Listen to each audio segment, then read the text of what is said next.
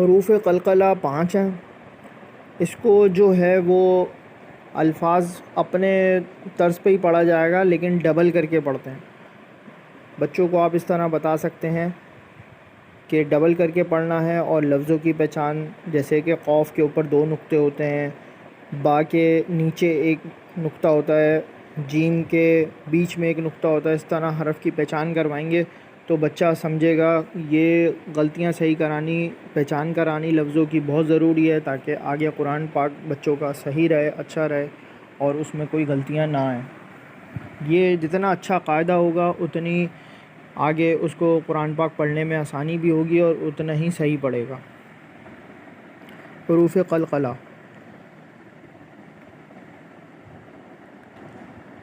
क़ौफ़। बहुत से बच्चे बहुत ज़्यादा खींचते हैं, काफ पढ़ते हैं, केफ़ पढ़ते हैं, इस तरह नहीं है। क़ौफ़ क़ौफ़ यानी कि इसको जो है वो क़ौफ़ क़लक़ला करके पढ़ा जाएगा, क़ौफ़। इसी तरह तो को मोटा करके पढ़ेंगे और ज़्यादा इसको खींचेंगे नहीं। बहुत से इसको खींचते हैं तो वो अलिफ़ की हमज़ा का साउंड आ जाता है। तो इस तरह भी नहीं है कि जैसे तो ऐसे नहीं पढ़ना है। तो ज़बान के ऊपर वाले तो तो तो इसी तरीके से बा पढ़ेंगे। बा भी यही है कि इसके अलिफ़ आता है, अलिफ़ के बराबर इसको खींचना होता है और थोड़ा सही पढ़ना होता है। बा यानी कि दोनों होंठों को मिला के पहले आवाज़ बनानी है, उसके बाद फिर मुंह खोलना है। बा बा। बहुत से बच्चे बा आगे हमज़ा लगाते हैं, तो इसमें हमज़ा नहीं है।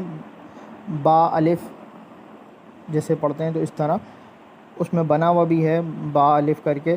तो बा बा यानी कि डबल साउंड आ रहा है, पहले आवाज़ बन रही है, उसके बाद जब आप होंठ खोलेंगे तो फिर बा बा ऐसे।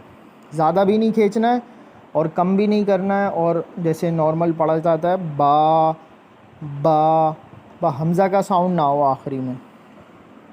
और थोड़ा सा आवाज़ को पतला नहीं रखना है, मोटा रखना है बा, क्योंकि वो कायदे वाला तो बे होता है तो वो नहीं है, सही है।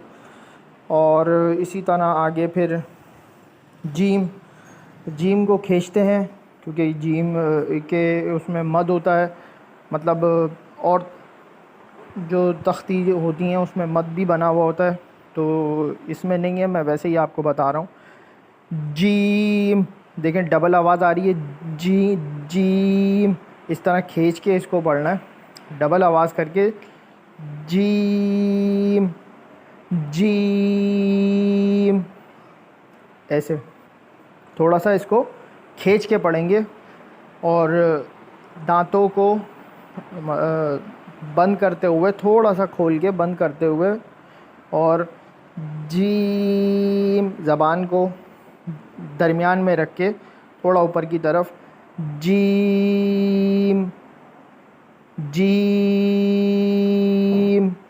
थोड़ा खींचते हुए जीम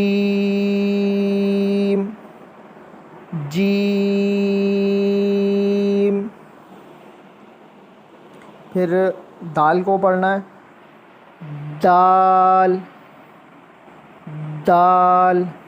पहले साउंड बनाना है, उसके बाद उसको पढ़ना है, दाल दाल। दोनों होंठ को भींचकर तालू से के थोड़ा पीछे ज़बान लगा के और साउंड निकालना है, दाल दाल दाल। ज़्यादा उसको ऐसा नहीं बनाना है कि जिससे हमज़ा आए, दाल दाल दाल। ठीक है, इंशाल्लाह नेक्स्ट वीडियो में मैं आपको और बताऊंगा। चैनल को सब्सक्राइब, लाइक, शेयर कर लीजिए ताकि नई आने वाली वीडियो आपको मिलती रहे। और आपका जो कायदा है वो इंशाल्लाह दुरुस्त हो। कायदा दुरुस्त होगा तो कुरान पाक भी सही पढ़ने में आएगा, और इंशाल्लाह मैं ये पढ़ा रहा हूँ और ये मैं पूरा पढ़ाऊँगा।